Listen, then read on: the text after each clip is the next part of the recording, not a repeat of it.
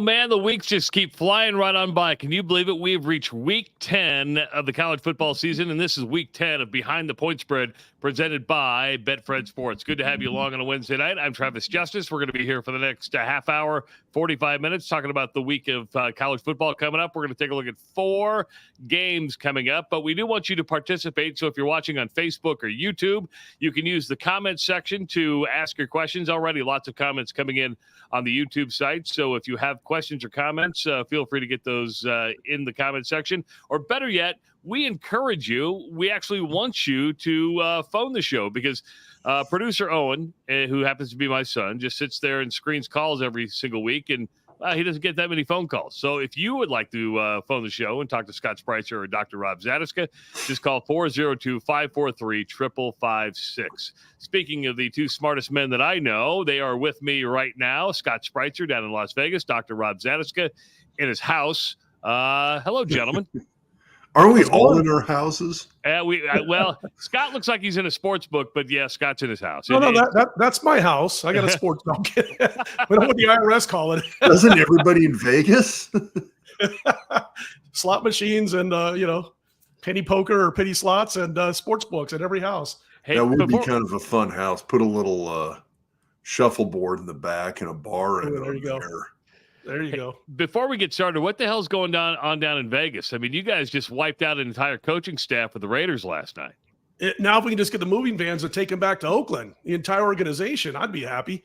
But they finally decided Mark Davis is like, enough is enough, I guess. And he had heard it, from everybody. And GM's out, head coach is out. They've decided to bench Jimmy G. They're going to start O'Connell from Purdue. He's going to be starting apparently the rest of the season to see what he can do. He looked great in preseason, but it was preseason, so we'll have to see. But everybody in Vegas was pretty happy with the move that was made. It's funny, this Patriot bloodline, that comes from Belichick and his assistant coaches that have taken over, different NFL jobs, coordinator jobs up and down the NFL have failed miserably. And if you take Tom Brady starts out of the record of Bill Belichick, who's one day going to be in in Canton. Absolutely. He's like a 480 win percentage lifetime in pro football, Cleveland and New England, when Tom Brady's not his quarterback. So, it's one of those things, man. I mean, I'm glad he's out. There's rumors out here. Everybody wants Jim Harbaugh to be fed up with the NC2A and take the job in Vegas. So we'll have to wait and see. Happen. That may happen. But it's just, you said one thing, you wanted to take the moving vans. You guys in Vegas would be stuck with a really big stadium, right? That nobody would use. So you kind of need them, right? Concerts. That's what does Vegas not like the Raiders? It's 50-50. I figured people would, I don't know. It seemed like a match made in heaven. I mean, I got to be honest with you. Yeah. Well, Vegas likes a winner. And true. The Vegas Golden Knights, they went out of the blocks. First season, they go to the Stanley Cup Finals, lost to Washington. But with that happening, with the opening night, like just a few days after the October 1 massacre here in Las Vegas on the Strip, was a few nights later. And the hockey team, the first responders, the fans all came together. And boy, I mean, it was just like, it was so, how do you want to say it? It was such great therapy, I guess, for the city of Vegas to have that team. And then they went out of the blocks. Everybody fell in love with the team. And it's born and bred. It's not a team that was brought from somewhere else. It was born and bred. I think they'll support the Oakland A's, but the Raiders got to win. I mean, this is a town that if you're not winning, I'll say it real quick. Jerry Tarkanian, when he was in his heyday at UNLV, and they would get their 18,500 every single game at the Thomas and Mack. And he came out, he just said one day candidly on radio, he goes, watch us go 10-20 a couple of years, and I'll bet you there's not 10,000 people in these stands. Well, Tarkanian leaves, Rolly Massavino comes in, damages the program. Nobody ever – and they're getting 7,000 or 8,000 people a night. That's it for the Runnin' Rebels basketball program. So you got to win. I mean, you have to win in this town or you're gone.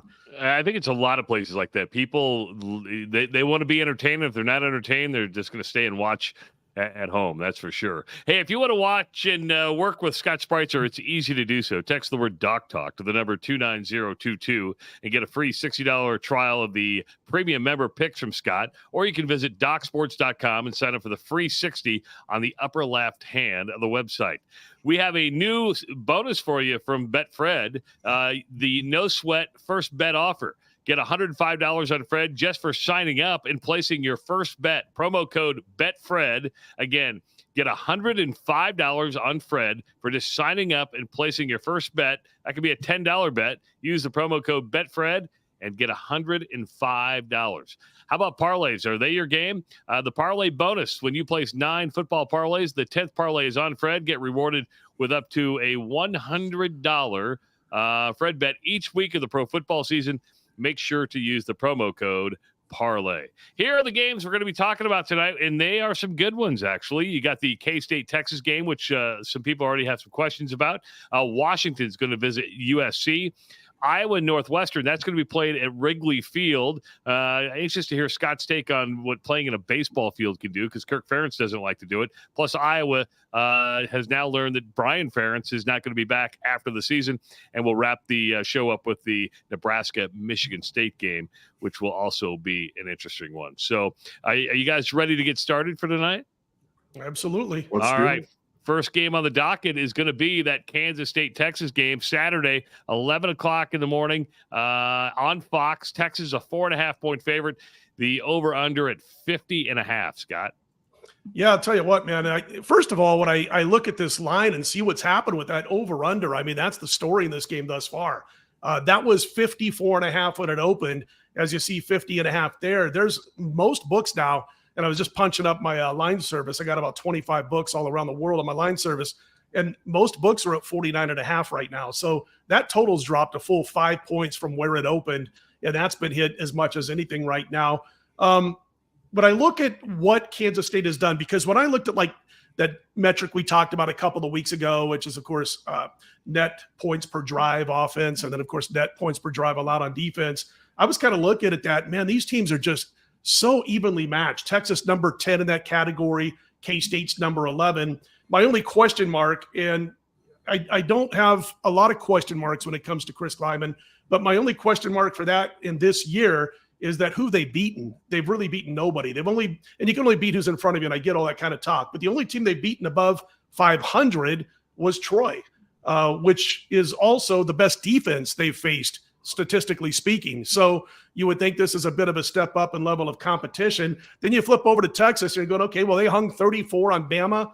They hung 40 on Kansas. They didn't beat Oklahoma. I didn't think they'd win that game. We talked about that a couple of days before that game was played, but you can't run on Texas. And that's what K-State wants to do. They want to run the football, guys. So I'm a little bit worried about K-State there. Texas does have their backup quarterback here, but I think they find a way to win this game by 7. Which gets you over that point spread. And seeing a lot of 4s and a whole bunch of 49.5s. I know some books have 4.5 on that line as we speak, but going to lean with the Texas Longhorns here. The interesting one is, and we have these numbers up here, Kansas State 11-3 against the spread on a conference run, and Kleiman is 37-19 against the spread in all games at K-State as head coach. Mm-hmm. That's a hell of a run.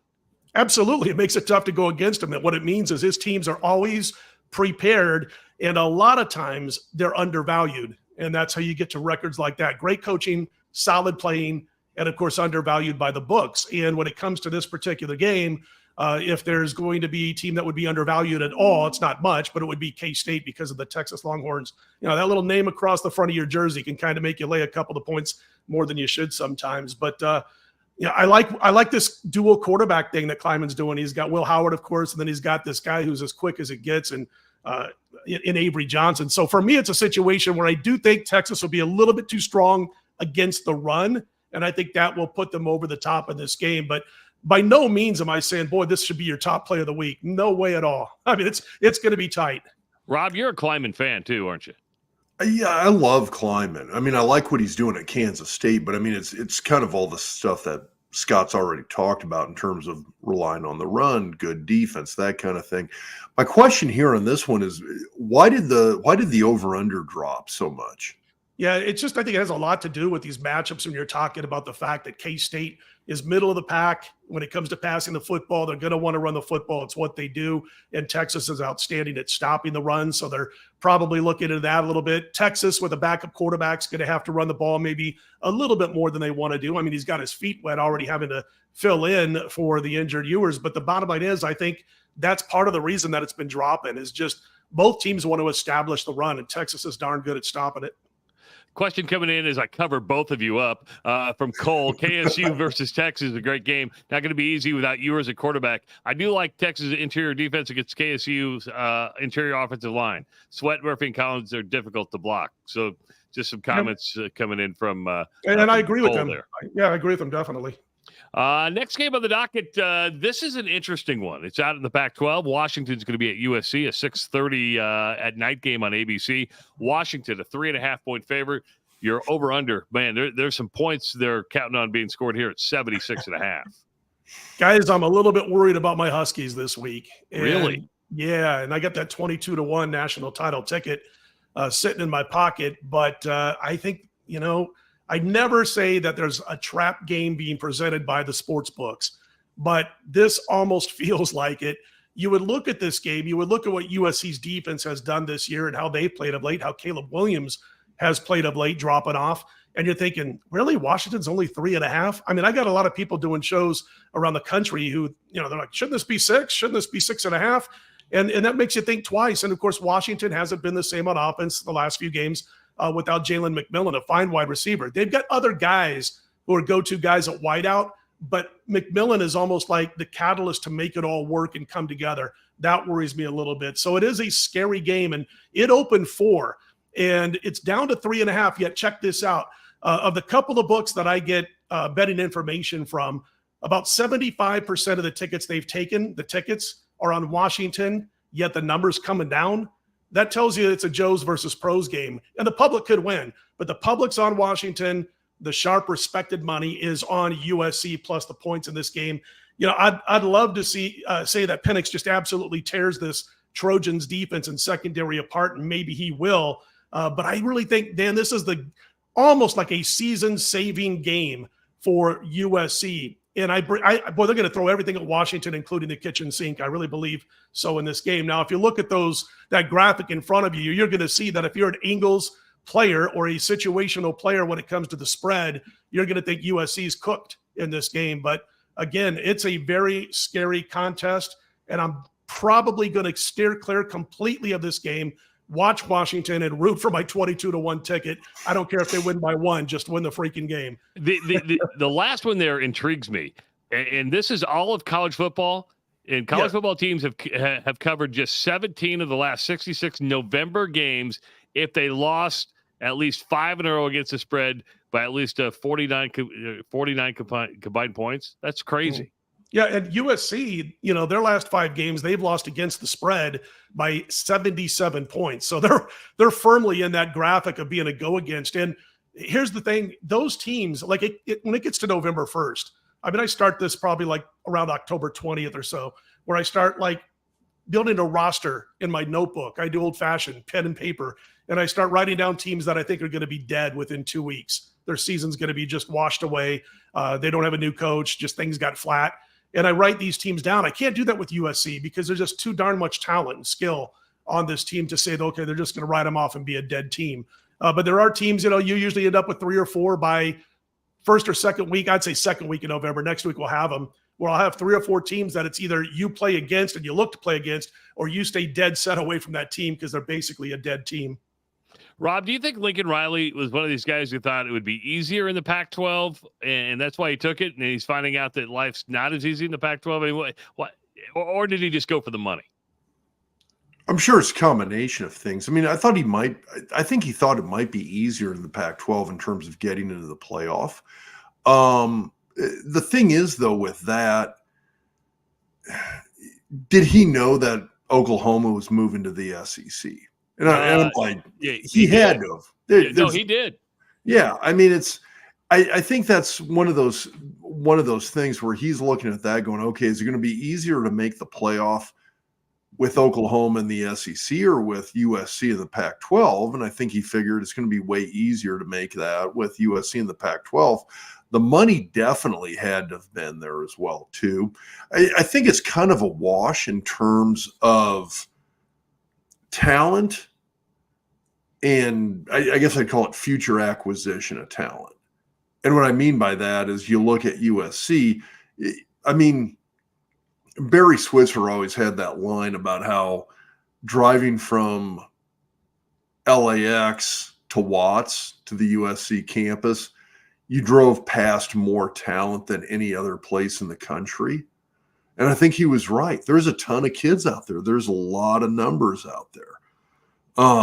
And so from a recruiting standpoint, I think it's a wash whether you're at USC or you're at Oklahoma, where you can just absolutely raid the state of Texas. And Oklahoma does that every year. So I think recruiting-wise, it's a wash. I think in terms of facilities, everything else, it's a wash. I just think he thought it would be an easier route to the playoff, like you said. I think kids like the sexiness in younger people of LA, and not trying to rip Norman at all. I mean, I'm from a small town myself, and I love it to this day. Being from a small Omaha's town. not small. No, I'm talking about Bellevue, which is not. It's not tiny. Hold on. There's no difference between Bellevue and Omaha. I mean, you don't even know when you're in Bellevue. You got to cross the street, Travis. When I grew up in Bellevue, there were 20,000 people in Bellevue. Yeah, but it was right next door to Omaha. Well, yeah, but most of them. I moved out here when I was 17. I barely had a car. Goes right. All right, so here's a question for. Okay, Scott, you're in Vegas, which is basically East LA. Pretty much. I got a little Cheech and Chong. I was just say I got Cheech is born in East LA in my head right now. Everybody over the age of 50 is getting this. So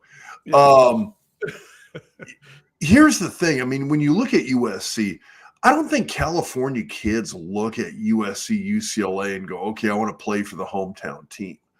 I don't think they look at it that way. Yeah, could be. So from a recruiting, and now kids in Texas and Oklahoma do. I think it's a bigger deal there. Mm. I think LA sort of views itself as we're the nation's city. It does. I mean, there's no, I don't think there's a big. God, I hate LA. I just don't think any of those recruits are, I just don't think the recruits are looking at the situation of, oh yeah, I'm going to go to USC because it's the quote unquote hometown team. I don't think that plays into it, which I mean, and that's the question. The other question I had when I look at this game, I look at the line and I mean, how much of a home field advantage does USC actually have here? Well, it's not big. I mean, it's not, like I have said before, my home field advantage is when I'm setting a line for a game. It's not all just to put a 3 on it, like a lot of people used to say, and that's what everybody still, I mean, I should say still a lot of people think that. And it's not that way, guys, because like I said, I mean, for instance, Memorial Stadium in Lincoln, Nebraska, when you were playing, Rob, I mean, that was like a 5.5, 6. I mean, that was like that was way different than it is now. Yeah, it's like a 2 now, and it's probably up from where it was the last 2 years. Yeah, when Northern Iowa can come into town, or Georgia, was it Georgia Southern? Georgia Southern. Yeah, when Georgia Southern comes into town and knocks you off, you can't tell me the home field advantage is there. I got to clear something up real quick here, though. If I had to move to Omaha or LA, I would be moving to Omaha. Can I make that clear? As Travis tries to throw me under the bus among my favorite people. No, I was talking about proximity. Like you don't even know when you're in and out of Bellevue anymore. I mean, I can't tell you when I'm in Ralston, Papillion, La Vista, Millard, Elkhorn. It's just one big city to me anymore. Well, remember when I moved out of Omaha a month after graduation, high school graduation. I was 17. I had a car for maybe and a license for maybe the final 4 or 5 months I lived in Omaha. So my world was Bellevue West Campus, Bellevue East Campus, Logan Middle School, places. That was my world. And they were all within walking distance of where I lived, basically. So, but Omaha's a great town. LA has its parts. Listen, if you can live in Malibu on the cliffs, you're doing all right. Well, that's true. Koreatown, but there are some really bad left and right turns that you can take if you don't know what you're doing. All right, so let's get back to USC, and my question is there a home field advantage at USC? Because I don't think there's I mean, if Nebraska in the 90s was 5.5, I think USC, when they're playing good football, it's like 2. Oh, I was going to say 2.5 this year. I believe that's where I have it. It's no bigger than 2.5. So you're absolutely right about that. I mean, you look at Washington, you're talking a 4, as far as their home field advantage, but they're playing at SC. So yeah, Husky Stadium's a bitch. I've been love there. It. That is not an easy place to play a football game.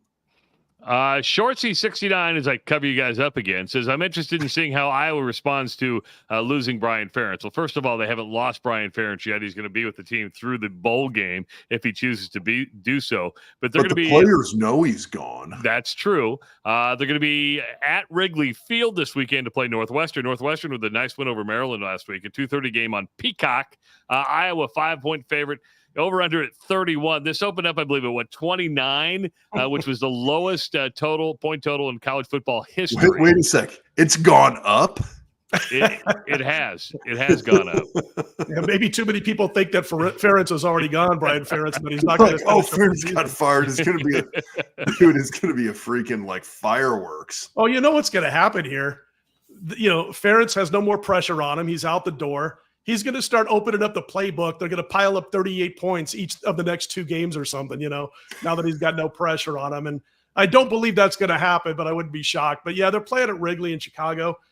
For anybody that's going to this game, check out Murphy Center Field Bar behind center field across the street, one of my favorite little joints to go after Cubby games. But, listen, they played 8 games this season. They're 6-2 despite scoring an average of less than 2 offensive touchdowns per game. They average 14 points per game, or they've scored 14 of those games where they've had a couple of touchdowns by the offense, So they're 6-2. Their defense ranks 3rd in the nation in net points per drive allowed. I'm catching up my points per drive notes here, and they've got the nation's 121st ranked offense in net points per drive scored. Northwestern's offense, 101st in the same metric. The problem for Northwestern is their defense is nowhere as good as Iowa's, as we all know. But, the Hawkeyes can't run. They can't pass. 133rd in the old-fashioned statistic of total yards per game out of 133 teams. And the Northwestern's offense is only 12 points higher. I looked at this, and you see the graphic there after we get to that statement there. I missed it. I saw a statement, something about the Cubs. So there's more scoring for the Cubs when the wind is blowing out than points scored in this game. I love it. Tom nailed it right there. I love it. And that's why I said you might want to spend your time at Murphy's Pub, because they got a couple of nice pool tables, some nice bottomless draft beers and all that kind of good stuff. But listen, I was looking back at this, and you kind of see it there. This team is 14-4 to the under the last 18 times with a total set of 42 or less. And then you see the run, though, as a favorite of more than 3 points and up to 10 for Ferentz since he's been there, the head coach Ferentz. But I'm going back and forth on this game a little bit, guys. Iowa games 10-1 after a home game to the under with an average of 26 points per game being scored. I just, again, it's one of those tricky situations where I was ready to play the under in this game until I saw what happened with Brian Ferentz. And I thought, I see this stuff happen once in a while where a coach is told he's going to be gone or announces he's going to be gone because he was told in private quarters that you're going to be gone at the end of the year. And all of a sudden the playbook opens up, and they start the to playbook, relax. Scott, the playbook opening up for Brian Ferentz is he's going to run fullback dives straight up the gut on every single play. That doesn't mean he opens up the playbook. That means he all right, we don't have to open it up. We can tighten this shit down now. Iowa wins by a field goal in this game. Yeah, he's going to go full Amos Alonzo Stagg from here on out. By the way, Kirk Ferentz actually had to release a statement tonight because yesterday during his news conference, he was pressed on whether he was going to be back as head coach, because I've talked to several people within the program who've said they've never seen him as upset as he is now, just because he did not get to make the call. Well, he didn't get to make the call, but that's what happened. How did he not see this coming? Because he wanted. Which, by the way, can I clarify something here? Yes, I'm a Kirk Ferentz fan. So here's I've met the guy.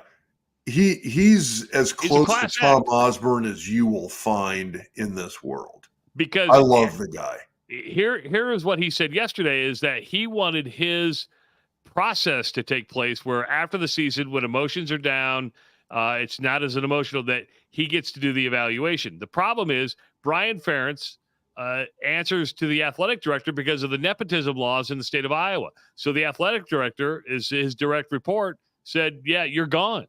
And that set him for a loop. Basically, it's okay until it's not okay, right? And finally, an AD who's on an interim tag put her foot down and said, no, we're going to make this call because you're not going to hit your number. You signed the contract. You agreed to the deal. And that's what's going to happen. This offense is brutal. Statistically, it's almost impossible. Yeah, it's just not going to happen. Well, is it because of you want to have a chance to recruit a little bit better when it comes to offensive players and skilled players by saying Brian Ferentz is out? Does that even matter that much? Give me one reason to go to Iowa to play offense right now. There's not one Which reason. is amazing. Recruiting, by saying he's gone.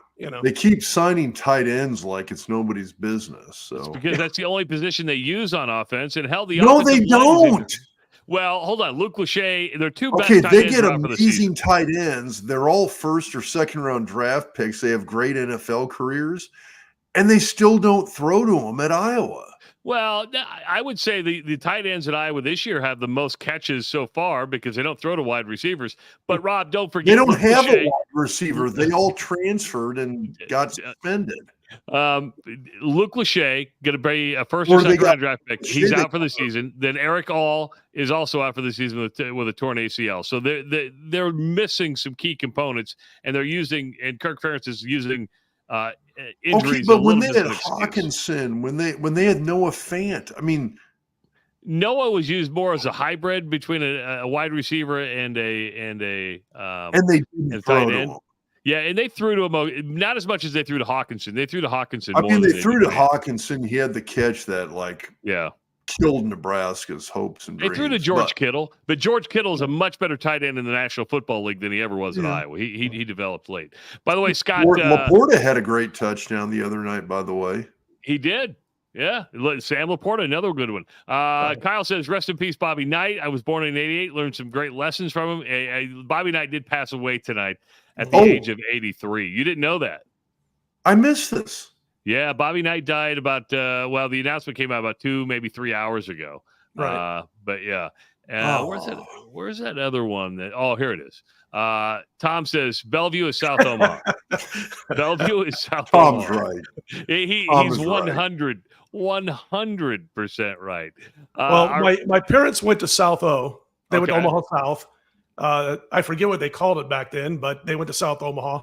And I'm too young to remember the little slang term they had for their area of South Omaha that they went to. And then they moved to Bellevue. My parents moved to Bellevue 6-7 years before I was born, but they were South Omaha born and bred. They lived up by the stockyards and the Polish Home and all that when there used to be houses up there. And I don't think there are anymore, but real close to South High, I should say. And that's where I got into sports betting, right down the street at that little smoke shop, that little sports shop with the cigarettes and tobacco, and in the back room, football. Our final game of the night is going to be Nebraska at Michigan State. Rob, I'm surprised you didn't wear your Michigan State gear tonight because Rob has love and affection for the Spartans. 2:30 game on FS1. Nebraska, 3-point favorite. The over-under at 34.5 on this. Yeah, you guys know what I've been doing, and it's been, go against Michigan State or stay away from their games since Mel Tucker scandal broke. Since then, they're 0-6 straight up. They're 1-5 against the spread. And I jotted down some numbers, guys, that I wanted to mention that, first of all, they're averaging 11 points per game during the 6-game skid. And look at the numbers. 98 yards rushing per game, 3.3 yards per carry, 55% passing, 188 passing yards per game on just 5.2 yards per pass, 4 touchdowns, 9 interceptions. That's Michigan State's offensive resume over the last 6 games in which they've gone 0-6. Again, they lost all or 5 of those 6 games by double digits. They had that 3-point loss to Rutgers. Everything else was just downright ugly. But I think Nebraska's defense, because Michigan State has nothing on offense, if they continue to stay focused, Tony White works that magic, man. What a great coach. I think Nebraska's defense should have a field day against Michigan State, their defense. And then the Spartans' defense wasn't bad. It really wasn't the problem the first couple of losses after Tucker got knocked out of this program. If they can get their second wind on defense, they can make life tough on Nebraska, because Nebraska wants to run the football, obviously. And Michigan State, before they started, like the last couple of games when they were kind of getting worn down, they started to give up some rushing yardage. But before that, they were really good against the run. So if they can get their second win, they can harass Nebraska for a while. I love what Rule's doing. I just told you about that pro scout who said the 2 hardest working teams in practice, the Georgia Bulldogs and Nebraska. And I think they eventually are going to be too physical for Michigan State.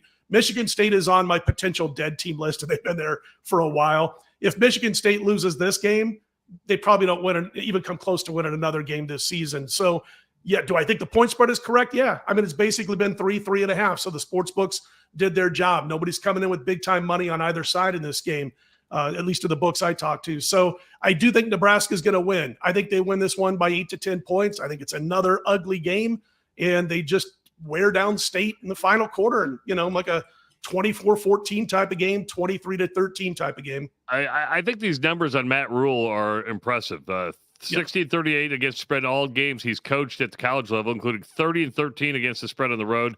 Look at those November games, 20-7.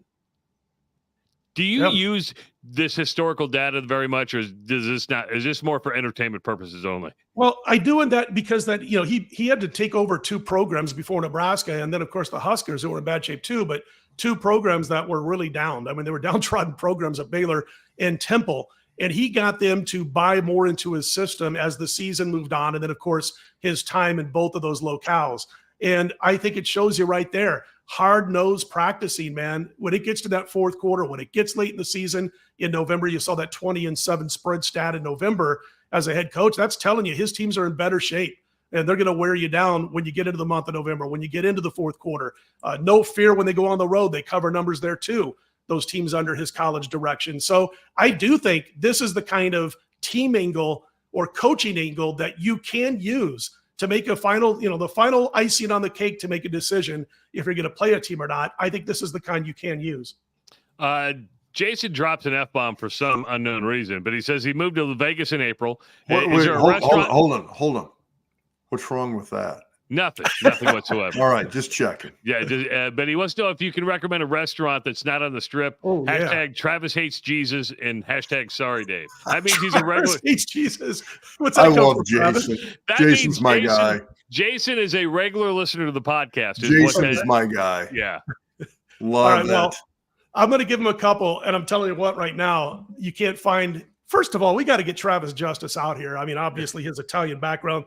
I was just thinking Italian. about That's I thought you were. Well, I just go to Italy all the time, but I have zero Italian blood in me whatsoever. It's actually pronounced Justice. Yeah. Well, what's your what? I'm Scottish. I'm Scottish. You're Scottish. Oh, yeah. Wow. Well, there you go. I hope that's the only time I'm going to speak when I'm on a football show. I'm Scottish and German. You're North British. Well, that goes with I had a spiel I just worked out in my head reading his question that he sent in there about restaurants, but I got to throw that out.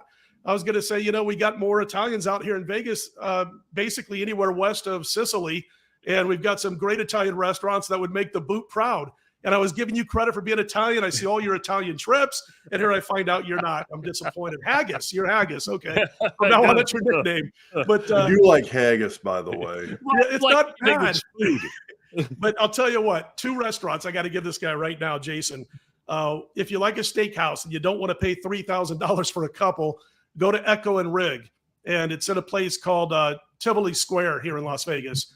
Real nice area, North Summerlin, kind of North Summerlin. It's right by a golf course.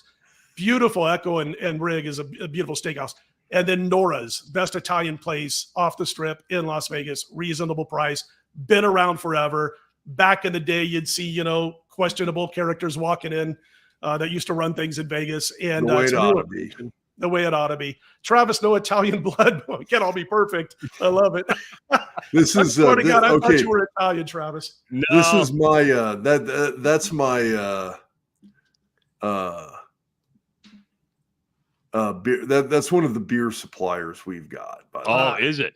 I did Yes. not know that. I did not know that. Tom's active on the YouTube tonight. Sportsman Store in South O had all the tout sheets when I was growing up, the gold sheet playbook, etc. Good times.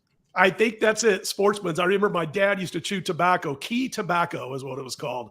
And we were in there, of course, that's where we were grabbing the sheets, the betting sheets. They came out on Tuesdays. And so I can remember all the way back to being like 7, 8 years old and getting those sports sheets. I couldn't wait for Tuesdays. I was like the one kid in my grade school who was like, it's Tuesday night. Yeah. And then I'd sit there and I'd go over the sheets. And I remember they used to make you lay. If it was a pick 'em game, you had to lay 1.5 each way. There was no underdog. There was no 1 point. And if you like Nebraska and they were laying 3 to Michigan State, well, Sportsman's and the sheets they dealt with and those guys, you had to lay 7 with Nebraska. When everywhere else in the country, you could lay 3. So I just remember good times and Sportsman's. I believe that's it. That's got to be it because that certainly ring a bell. 402-543-5556. Is this Kim? Who's this? Oh, they hung up. I got to ask one question to you guys. Yeah. My favorite restaurant to show you that, I was blue collar. My family was blue collar, was a place called Rudy's. And I can't remember the exact location. It wasn't too far from the Joe Tess place. And they were related somehow. Rudy Steffen was his name. And we used to go there on, I grew up Catholic and we used to go there on Fridays and we'd get these carp fish sandwiches and we would drown them in hot sauce. I mean, the hottest sauce you could figure, you could find. And it was a little bar and people would sit there like a cafe at a bar. And then they had maybe 5 or 6 tables. It looked like somebody's house. And I can't remember the address right now, but it wasn't too far from Joe Tess. And it was called Rudy's, and it was unbelievable. There's now let me know. There's a Rudy's bar up in Benson. I mean, that's like Travis's hood. This was real close to Joe Tess, a couple blocks away. Huh. Yeah, Joe Tess is still there. Maybe the one in Benson, it's the same. Might be the same people, same family. Rudy Steffen was his name, the owner, and I just remember going there on Fridays, when I was a Catholic, and we'd sit there and just douse those. People, there you go. Oh, there it is, 20th of Missouri. You got it, my man. All right. Is it still there or anything like it, Tom? That's what I got to know. I'll come back just for that. I can't believe you ate carp, man. Those fish are bottom feeders. That's bad fish. You're just like lobster's a bottom feeder, Travis. Come on, Travis. You're just like the folks out here. Carp is good. As long as you know how to get the bones out, carp is good. Yeah, you got to be careful, but man, it's fried, and then you douse it in hot sauce, and they give you rye bread, and it would be like drowned in pickle juice. The rye bread. Oh, if it's still there, I'm coming back. Set up a fight now, dude. Carp's good. Don't knock it. Thank you. Travis is just one of these hoity-toity guys like we got here in Vegas. Dude, he's highfalutin. By the way, what we've learned tonight is who to bet on, and also if you need any answers from South Omaha, we can get them because the people listening to the show are passionate about it. Carp is my dad would buy at Joe Tess until he had walleye. I didn't know any better. See, walleye is a better fish than carp. It is. Okay, Rob. I love walleye. Don't get me wrong. I'm just saying, don't knock the bottom feeders. Yeah. Shrimps. And by the way, we went to Rudy's. Lobsters 90% of the time. Exactly. We went 90% of the time to Rudy's. I don't think we went to Joe Tess. I bet we went to Joe Tess. Nothing against it, but we liked Rudy's better. And it was just a little hole in the wall. 20th of Missouri. Man, I'm getting all these memories from your listeners tonight. This is great stuff.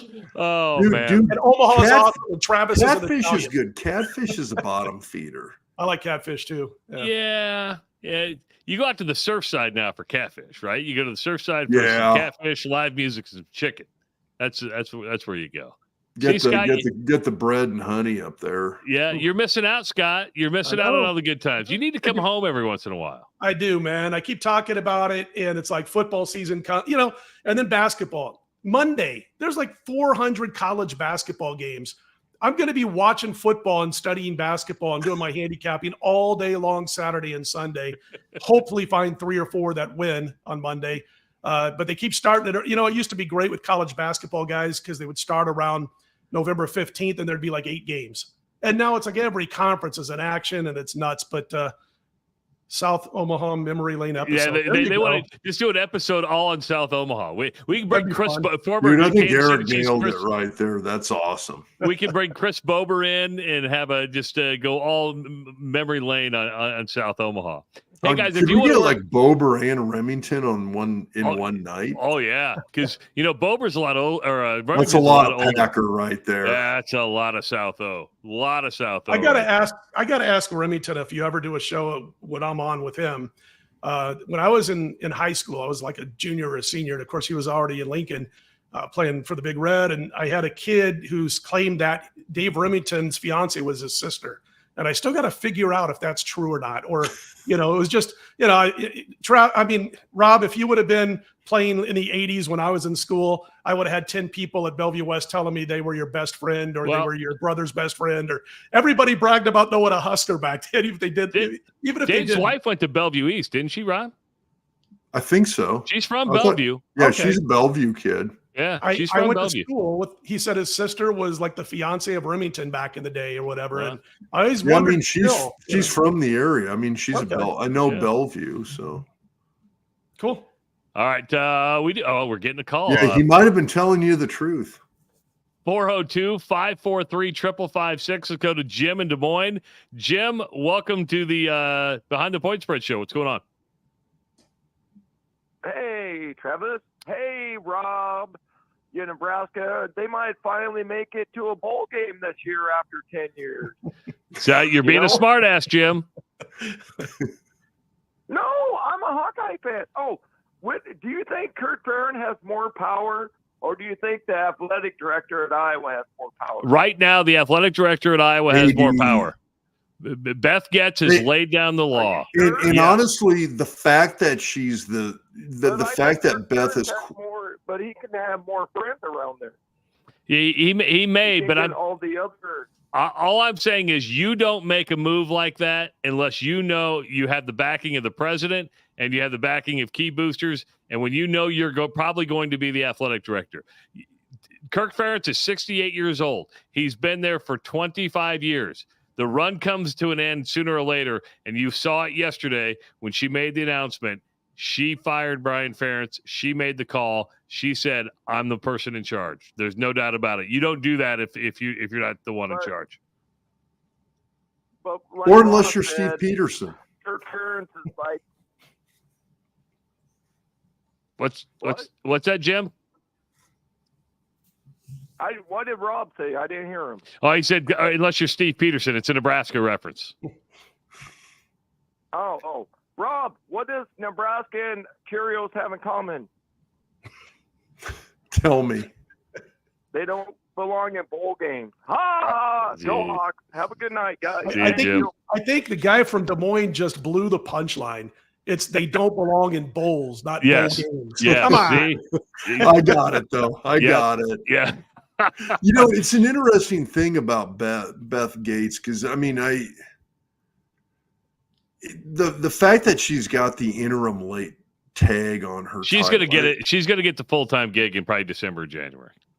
It's going to happen. You're kind of the Hawkeye insider. Is that kind of what you're hearing? Yeah, that's going to happen. It's going to happen. Which, she should. It's a little bit of a baller move because, kind of the thing for the last several years is that, Kirk runs the show there. He's been damn near untouchable. This is the first time I've seen, the Chris Doyle thing was one thing. That had to happen. This is the first time I've seen it look like where Ferentz has been touchable. No, he's definitely touchable because it's the offense is not getting any better. It's regressed over the last 3 years. The numbers that were the metric, the 25-point metric was stupid. It should have been, hey, how many total yards are you averaging? How many rushing yards are you averaging? It was none of that. 25 points. There's not a team in the Big Ten West averaging 25 points right now. It was a dumb metric. Yeah, but although at the time you said it, it didn't seem like it was that hard to do. Guess what? It is. Well, in the Big Ten West, it currently is. Well, not many Big Ten East teams are doing it either. I mean, but it's the right move. He can't develop a quarterback. First of all, let's start with the position that he coaches. Brian Ferentz has had a number of quarterbacks. They haven't gotten better under his coaching, and his play calling is suspect at best. And the offense has just been downright anemic and downright horrible. When you become a national punchline, you have no choice but to make a move to try to change the narrative. So, and that's why you don't hire your son to be the offensive coordinator, because nepotism rules go into a place and he doesn't technically answer to the head coach. So she said, you know what? You answer to me, I'm going to fire you. Here's the thing. He is Iowa's Bill Callahan. Brian Ferentz is? Yeah. Much he's like a great he's a great offensive line coach. That's it. Yeah. That's it. Now, Kirk Ferentz is like Iowa's Tom Osborne. Sorry, Scott. Why can't the Big Ten, outside of like 3 campuses, Michigan, Ohio State, and Penn State, recruit a quarterback? I mean, my gosh, the quality of quarterback play in the Big Ten, it's got to be the worst ever, right? Over the last 3 or 4 years. I mean, outside of the main 3 schools that can, play for a perennial top 10 spot, it's just like you look down the list and it's like, my gosh, nobody can pass the football with any decent consistency game in, game out. It's really shocking to me how badly the recruiting is when it comes to the QB position, for most of the Big Ten schools. 402-543-5556. Let's go to Kyle. Kyle, welcome to Behind the Point Spread. What's going on? No, I just want to get you guys' opinion on Rocco Becht, actually. Iowa State's quarterback. So Rocco Becht is he's a redshirt freshman starting for Iowa State. Iowa State's won 3 in a row now. Has Kansas at home this weekend, Scott. Yeah, I actually do like the Cyclones here. First bet I made this week when the lines came out on Sunday. Myself and a few other guys, after combination of Iowa State playing better football of late. Remember the first couple of the games of the year, we were talking about the head coach at Iowa State. All of a sudden his I guess the luster was off, right? And then all of a sudden, they've started to win football games again. They're playing well on both sides of the line of scrimmage for the most part. And, Kansas coming off that game where they acted like they won the national title, and rightly so. I just think that this is an extremely tough spot for the Jayhawks.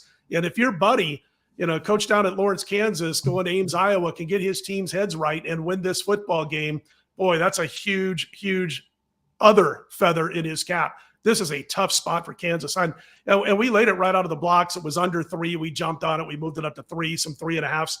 Some books went to. And we all said the same thing. We got to do this Sunday night because this line's doing nothing but going up. It's going to be a popular play. I'm always worried and concerned about that. But, yeah, I like the look of Iowa State, what they're doing right now. They're a really focused football team on what they got to do to beat teams each week.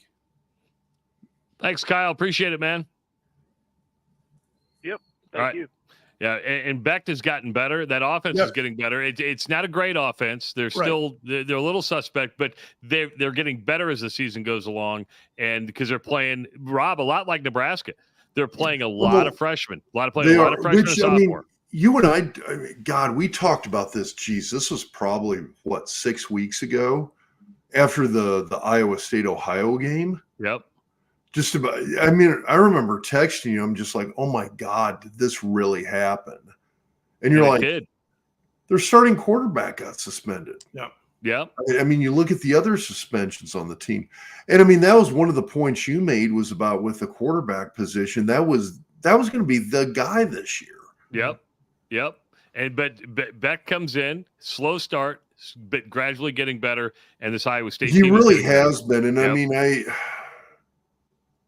I have not been a Campbell fan. I don't know why. The guy, he wins. I know, and this season might be what kind of maybe changes my opinion. I mean, see him up against the wall with what he's had to work with post suspensions. It is kind of impressive. Yeah, early in the season, it looked like it was sell high time on Campbell. I can't say that. Oh, big time. You can't say that now. They're buying into what he's doing. Yeah. They're getting better as the season progresses with a lot of young players, as Travis mentioned. And this is a hell of a spot. I mean, this is a prime spot and it's funny because they'll say to pull an upset, or they're going to say on SportsCenter if they do win, upset in Ames, Iowa. Iowa State, well, it's not an upset. They're actually favored.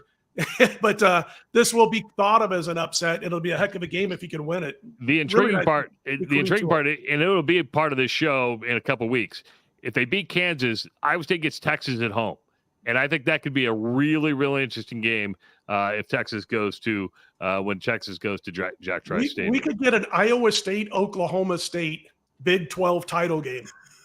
I'm serious. There's a four-way tie. Yeah, there's a four-way tie at the top right now, right? Yeah, if the Cowboys knock off the Sooners this week, if Iowa State beats Kansas, I mean, watch out. And then if Iowa State can handle Texas, I mean, all of a sudden it's the Cyclones and the Cowboys, just like we all thought before the season began. And nobody in the Big 12 would be crying about Texas and Oklahoma getting left out of the Big 12 title game. That's for sure. Hey, I want to tell you about the no sweat first bet offer from Betfred. Get $105 on Fred just for signing up and placing your first bet. Promo code BETFRED. Again, $105 on Fred for signing up and placing your first bet. Use the promo code BETFRED. The parlay bonus, when you place 9 football parlays, the 10th parlay is on Fred. Get rewarded with up to $100 Fred bet each week of the pro football season. Use the promo code parlay. If you like what you've heard from Scott Spreitzer tonight, it's been entertaining. Hell, he might even give you some South Omaha advice on for on this free $60 trial of premium member picks. Go to Rudy's.